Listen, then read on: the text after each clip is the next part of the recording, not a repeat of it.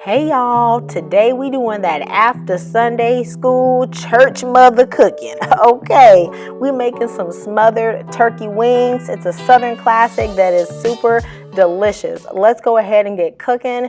Here I have about 2.5 pounds of turkey wings. I've already cut them and I've cleaned them, and I have them in a 9 by 13 inch baking dish. For my veggie prep, I am going to be using 1 onion, and I'm going to be cutting this onion just into some large rings.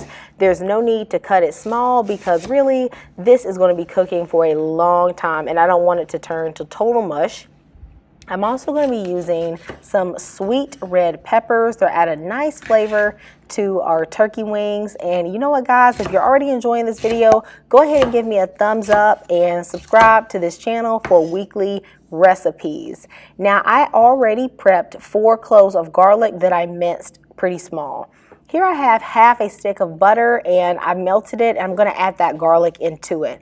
I'm also going to use a teaspoon of this chicken better than bouillon. I really like this stuff, and I'm going to mix it into that better than bouillon paste. It's kind of dissolved into the butter a little bit. It makes it easier to spread around when we marinate the turkey. I'm also going to chop in a little bit of fresh parsley, you know, for that color and that little bit of freshness, you know, y'all don't really taste like much, but it do look cute, okay? And now to season our turkey wings, I have about 2 tablespoons of dry ranch seasoning mix. This is like the type you might get in like the dressing packets, and I'm going to put about half of it on the top side of the turkey. I also have a teaspoon and a half of mixed herbs, as well as a teaspoon of chicken bouillon. This is like that Maggi powder bouillon.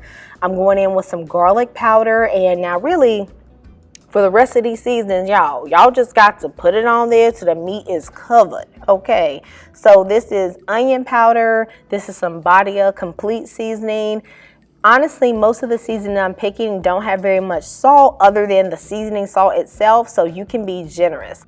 Don't get too crazy with the smoked paprika, okay? It has a strong flavor, so just a little bit, and just a little bit of cayenne on there is fine because you don't want it to be too spicy, but the warmth from the cayenne brings out the other flavors. Now, optionally, you can also go in with a little bit of a pre-made Cajun seasoning. This is a salt-free Cajun seasoning, and for my salt, I'm actually going to use seasoning salt, and you're just going to do that to taste. Now I'm going to go in with my melted butter flavored herb butter mixture that is so delicious, and I'm going to pour that on the top of each piece of turkey. Now, it is really important that you do use butter or some sort of fat in this recipe because, as you know, turkey is really lean. So you need that fat in order to keep the moisture in so your turkey don't be dry. Okay, you know, don't nobody like no dry turkey. Okay, so go ahead and rub it down, baby. And I'm going to take some of those little that butter, and I'm just going to shove it into like little pockets of the turkey so that as it cooks, it can baste that turkey and keep it super moist. Now, I'm going in with the other part of the ranch packet because I only used half on the front, and I'm going to season that back. Okay, because y'all know we eat the front and the back of that food. Okay, so give it a little love. Okay, I'm putting a little ranch on there. I'm putting a little onion powder, a little garlic powder, and just a little bit of that seasoning salt. Now I'm going in with those onion rings, and I'm just going to spread them out all over the pieces of the turkey.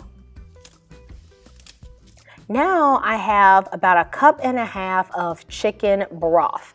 I'm going to pour this all over the pan because you need that chicken broth to help make that turkey very tender and succulent, okay? So just pour it around. I'm going to cover it with foil, and I'm going to cook it covered for 1.5 hours at 425 degrees. You need to cover it tight so you can trap that steam. Now, once my turkey is ready, I'm going to take 1/2 cup of water and about a tablespoon of cornstarch. You want to use as much cornstarch as you prefer to get the thickness on that gravy. I don't like mine to be extremely thick, so about 2 teaspoons to use in about 1 tablespoon is generally what I like. You could always go in and add more if you don't put enough, but it's hard to correct when you add too much. So start out with less and then stir it around. Now I'm actually going to put this back in the oven uncovered for about 10 minutes. I'm going to broil it, and I'm going to keep turning the turkey until the turkey has the color that I like. Now at this point I put on the peppers because I want the peppers to still maintain that crunch. So it's really only going to be warmed up in the oven as I broil and brown the turkey. Now that it is finished, our turkey is very succulent. It's really tender. The red peppers still have their beautiful, vibrant flavor, and you have this delicious gravy. Guys, I hope you enjoyed this recipe, and I'll see you next time on Kamira's Kitchen. Goodbye, and God bless.